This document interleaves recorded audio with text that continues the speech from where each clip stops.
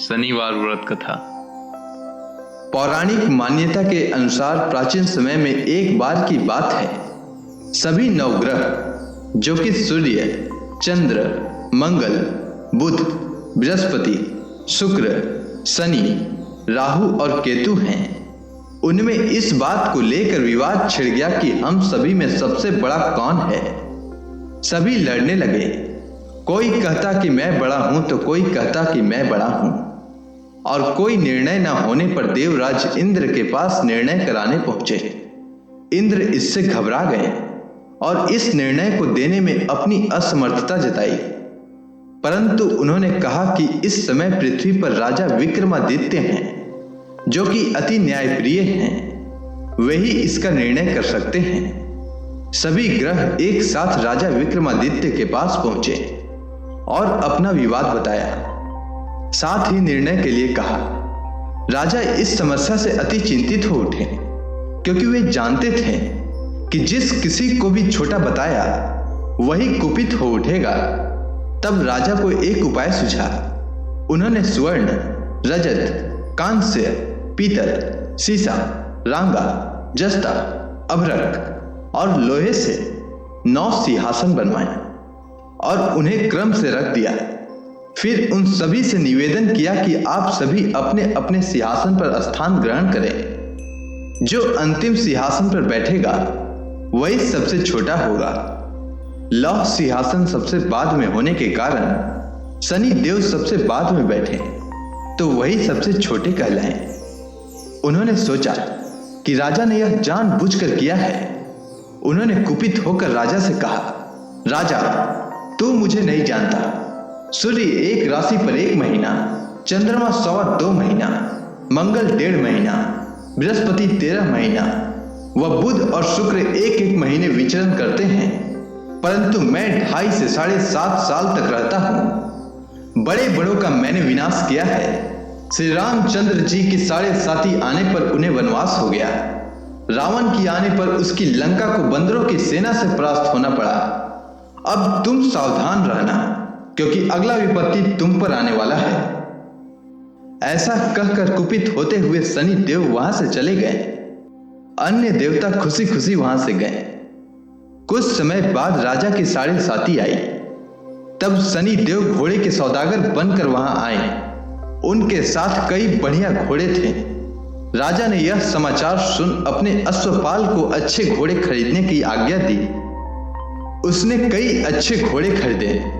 वह एक सर्वोत्तम घोड़ा राजा को सवारी के लिए दिया। राजा ज्यों ही उस पर बैठा, वह घोड़ा सरपट वन की ओर दौड़ा। वन में पहुंचकर वह अंतर्ध्यान हो गया और राजा भूखा प्यासा भटकता रहा। तब एक ग्वाले ने उसे पानी पिलाया।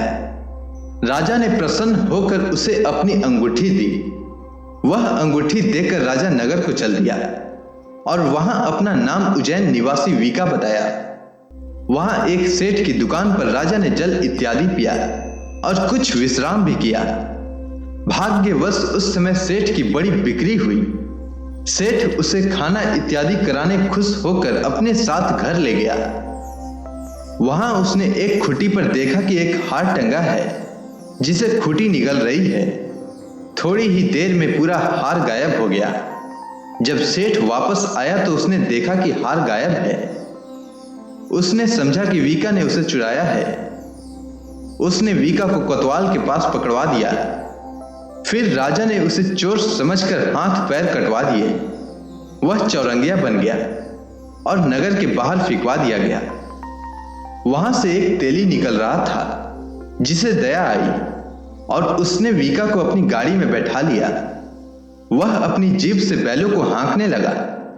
उस समय तक राजा की शनि दशा समाप्त हो गई। वर्षा काल आने पर वह मल्हार गाने लगा। तब वह जिस नगर में था वहां की राजकुमारी मन भावनी को वह मल्हार इतना भाया कि उसने मन ही मन प्रण कर लिया कि उस राग गाने वाले से ही विवाह करेगी। उसने दासी को उस मल्हार गाने वाले को ढूंढने के लिए भेजा। दासी ने बताया कि वह चौरंगिया है, परंतु राजकुमारी नहीं मानी।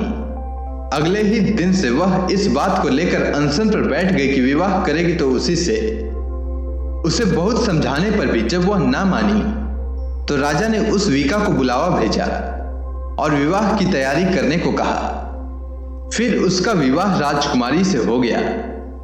तब एक दिन सोते हुए स्वप्न में शनि देव ने राजा से कहा, राजन, देखा तुमने मुझे छोटा बताकर कितना दुख झेला। तब राजा ने उनसे क्षमा मांगी और प्रार्थना की कि हे शनि देव, जैसा दुख मुझे दिया है किसी और को ना देना। शनि देव मान गए और कहा कि जो कोई भी मेरा कथा सुनेगा और व्रत करेगा उसे मेरी दशा में कोई दुख ना होगा।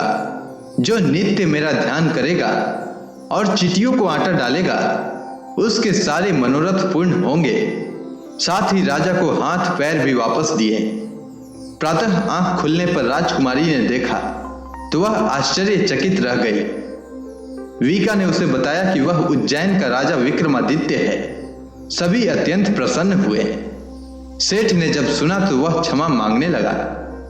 राजा ने कहा कि वह तो शनि देव का कोप था, इसमें किसी का कोई दोष नहीं। सेठ ने फिर भी निवेदन किया कि मुझे शांति तभी मिलेगी जब आप मेरे घर चलकर भोजन करेंगे। सेठ ने अपने घर नाना प्रकार के व्यंजनों से राजा का सत्कार किया। साथ ही सभी ने देखा कि जो खुटी हार निकल गई थी वही अब उसे उगल रही थी। सेठ ने अनेक मोहरे देकर राजा का धन्यवाद किया और अपनी कन्या श्री कौरी से पानी ग्रहण का निवेदन किया। राजा ने सहर्ष स्वीकार किया। कुछ समय पश्चात राजा अपने दोनों रानियों मन भावनी और श्री कौरी सहित उज्जैन नगरी को चल दिए। वहां पूर्ववासियों ने सीमा पर ही उनका स्वागत किया। सारे नगर में दीप जलाए गए और खुशियां मनाई गई। राजा ने घोषणा की कि मैंने शनि देव को सबसे छोटा बताया था, जबकि असल में वही सर्वोपरि हैं। तब से सारे राज्य में शनि देव की पूजा और कथा नियमित होने लगी। सारी प्रजा ने बहुत समय खुशी और आनंद के साथ बिताया। जो कोई शनि देव की इस कथा को सुनता या पढ़ता है उसके सारे दुख दूर हो जाते हैं। तो बोलिए शनि देव महाराज की जय।